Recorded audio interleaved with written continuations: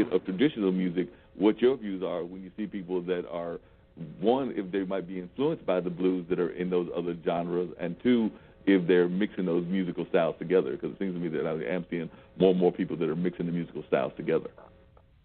Yeah, well, I think that's great, and I think especially the ones that take the time to understand where the music came from, what the conditions were and are, what life was like during the heyday of that particular style of music, and what helped create it, and then like I said, a lot of people think of the traditional blues, acoustic blues, as something that's you listen to some scratchy record or some Alan Lomax recording and you try to recreate what's on that recording note for note, but it's a living tradition, and I love when people take it, and they pay homage to the roots and understand the roots, but also bring it forward into the present and carry it on into the future and change it and make it their own, and express, and I think, a lot of people talk about, the blues is going to die out. Well, the way that it's not going to die out is when young people get a hold of it and put their own style to it and their own touch to it and their own innovations, and then it'll just keep moving forward. And I think they've been saying that about the blues forever. I mean, they've said that about the blues. They said that about newspapers. There's so many things that they have said that will die, but they keep on maintaining. They may take another forms, or they may take other kinds of avenues, but it's still the blues. It might take it in a different direction. So it may not be what the folks that, like, if somebody from the 1920s that did blues came here, they may not recognize some of the new sounds of blues, but it's still following in that same tradition. That's true. And my friend Junius, the dancer. I mean, what he says, and he points out that a lot of people, that are delving into, like, what they used to call buck dancing, for example, which that kind of requires a whole nother conversation, because that term in itself, is it's questionable. It requires this conversation, and that's what I love about Junius, because he doesn't mind taking the time to delve into that. But he was saying, like that a lot of people that are going into that, by the time that a lot of these people that we have access to, were recorded and filmed and all, that they were pretty elderly, and so now you have these young people, emulating that instead, because they didn't get to see those people when they were in their prime, and it's the same thing with a lot of the recordings,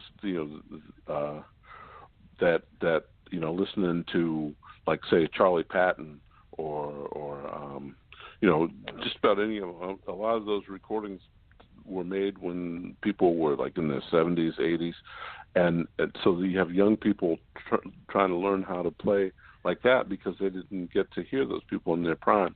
I think the best thing that can happen is when, people kind of inject their own, like, young energy into it. I mean, I have the fortune to do, seminars in the summertime, these week-long music camps, and one of the things that we're really working hard on is attracting, young people to attend these things. Yeah, because we definitely have to get young people to understand the tradition of the old music that some of them may not even understand the roots of it and understand how much it impacts what they are listening to, whether that's pop music, whether that's R&B, whether that's rock, whether that's whatever. But we know for a fact, listen to even some of the rock legends and some of the R&B legends, they acknowledge the fact that they learned a lot from the blues people that had come before them. True. Yeah. Don't go anywhere, because I definitely, I'm hoping you have your harmonica, because we would love to hear at least a little bit of, we heard a little bit of the song there, so we'd love to hear if you could do a little harmonica for us. But I also need to find out who else is on the line, so don't go anywhere, and I need to see who else is there and deal into a little conversation with them. But, Dean, can you see who else is on the line if they're still there? I sure can. Give me 1 second. I'm trying to see If I can connect this thing back together, takes a couple of seconds. But we get it done. Bass players, best thing you can do for your overall sound. You've got to see this. New Bass Tone Incorporated makes Nightwalker bass guitar tube preamps. This preamp will give your sound such a boost, it's just incredible. Try it today. Try it today now.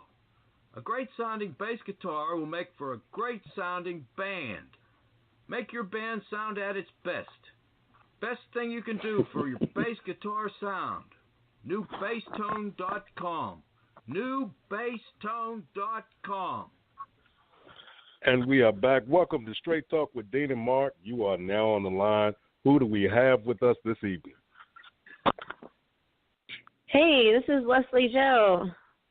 Hey, Leslie Joe. I'm glad that you were able to call in as well. Leslie Joe is out of, trying to remember where. I believe you're out of Florida, if I remember correctly. And Leslie Joe does a podcast as well, but she is also a comedian. So was doing some researching around and stumbled across Leslie Joe and said, hey, we'd love to have you call in and talk to us about your creative endeavors as well. So tell us how you got involved in what you're doing and where you're performing at regularly, and a little bit about your podcast. Because I saw that the title had beer, so I figured that, I went to school in Milwaukee, so we're all into the beer down there, even though I had to be a little different and try to drink wine in a beer town. Yeah. Well, I'm a really, really busy person, actually. I have 2 podcasts, so I put out 2-hour-long shows a week. One is an interview-style show. It's called Tidbits. And the other is State of the Beer Union, which is about the beer community. And I've always been deeply rooted with the beer community. So this show came up, and they thought I would be perfect for it. We've got a guy in the beer industry, a guy that is kind of a layman, and then myself. And we just kind of, dive into the beer community and the people that make beer and so on. And how did you get involved in that? I mean, what got you involved in the whole beer podcasting concept? And also, how did you get involved in comedy? Because like I said, I do know that you do stand-up comedy. And how long have you been doing stand-up comedy? So, I've always been a performer as a kid. I always, when I was with my cousins and stuff as a little kid, we always do these performances. So that kind of started really young. I always wanted joke books at book fairs, and I definitely wasn't a class clown or anything, but always just kind of funny. And whenever I got older, I just had this series of life events that I went the corporate route, did that for 17 years, and decided that I enjoyed doing comedy a lot more than I enjoyed doing corporate work. So I started producing my own showcases. So I run several different shows a month on varying levels. So I've got showcases with national touring headliners, and then I've also got some showcases that are featuring the local up and comers. So I have about 4 different rooms that I do that way. Yeah. How did I get into comedy? So, all right, you guys are in Raleigh, right? Yeah, well, the Raleigh-Durham area, and then my partner's up in New Jersey. Okay, cool. So, all right, can I tell you a little story about my great-grandfather? Yes, please. Sure. Okay, so my great-grandfather, his name is Clyde Cooper, and I don't know if you ever heard of it, but there's a restaurant in downtown Raleigh called Clyde Cooper's Barbecue. Have you ever heard of it? I think I have heard of that name. There are a couple of barbecue places, but that name sounds vaguely familiar. So it was he founded it in 1938. He borrowed $50, and he just decided to start this barbecue restaurant. And it's North Carolina-style barbecue. It's just, simple recipes, but I know that he borrowed $50, and he started this thing, and it was successful. I guess my family sold it years ago. He passed away. He lived almost 100, but my great-grandfather, he was a joker. He was he liked to have fun. He would have some drinks with some people, after hours. I know that's where I came from. I don't know. He was a hustler. He did a good job. And I remember reading this article about him, and, I thought it was topical to bring up for Martin Luther King. My great-grandfather in 1938 in downtown Raleigh refused to have segregated bathrooms in his restaurant. Wow. I thought that was really special, and I'm proud to come from that, you know. Yeah, and Raleigh has always had that kind of rich tradition of people breaking rules and doing things that folks were not expecting to do. We've talked about it on the show before. My grandmother actually lived in Raleigh and started the first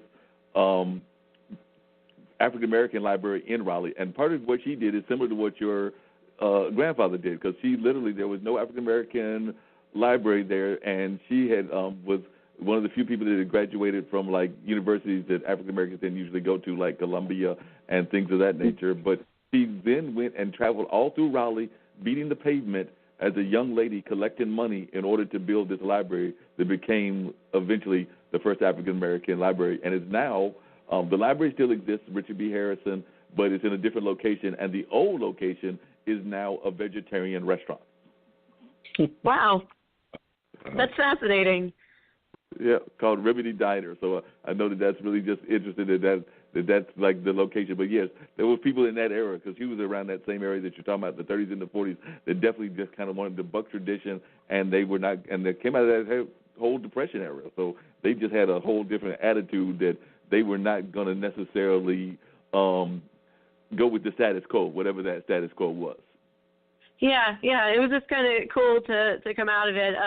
I have a lot of respect for him, and I found this story that they did. I guess there was some big write-up about it where there's a lot of recollection. It's just cool to have all that, but we don't own it anymore, but the new owner, they kept it very similar. They kept it the same, actually. Oh, wow. And it still has the same name? Did they keep the name as well, or did they change the name? Yeah, they kept the name, and they kept the food and the whole concept the same. Oh, wow. So that's really good that they kept the concept in the whole 9 yards. So that's a great thing.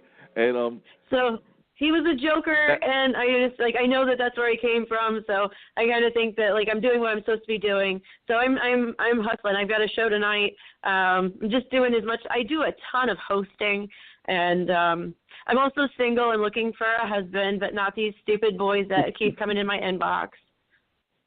It's interesting you mentioned that, because we have here in Durham, we have a podcast. I mean, not a podcast. We have a poetry slam that we do every third Saturday of every month. And the woman that won, one of her poems was about online dating and how it really she did that whole wordplay thing that spoken word poets do. So she really kind of scoured she gets it. Tinder. She scoured Tinder. Yeah. She scoured eHarmony. She scoured OkCupid. She scoured a whole lot of them, but and I have to see if I can get a copy from K.D. Lambert of the poem. That was the young lady that did the poem, because I'm thinking that she's probably in her, because she's a school teacher, so I'm guessing she might be in her somewhere in between the late 30s and late 40s, but somewhere in that age range. But she was definitely having that same kind of attitude that she was not too pleased with what she was finding when people were catfishing her and doing other things online. So